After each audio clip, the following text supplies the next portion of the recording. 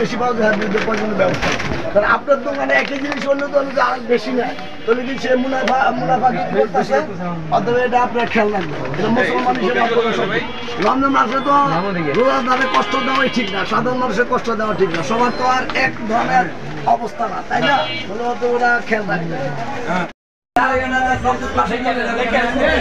ব্যবস্থা নিলাম রমজান মাসের সাধারণ মানুষের আপনারা 11 মাস যাই করেন, 1 মাস সাধারণ মানুষের পক্ষে কাজ করেন।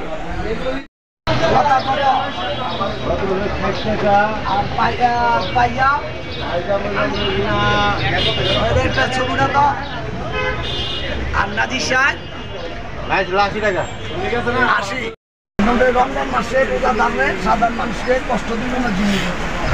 আপনি একজন মুসলমান, আপনার রোজার মাসে মুনাফা কম করেন, গরিবের কষ্ট। রমজান মাসে রোজা দামে সাধারণ মানুষকে কষ্ট দিবেন না জিনিস। আপনি একজন মুসলমান, আপনার রোজার মাসে মুনাফা কম করেন, গরিবের কষ্ট। রমজান মাসে মুনাফা কম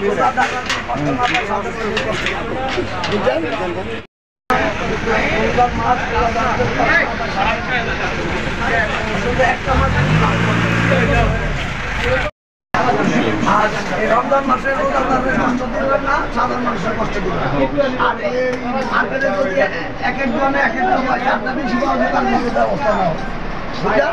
অত্যন্ত রোজাদার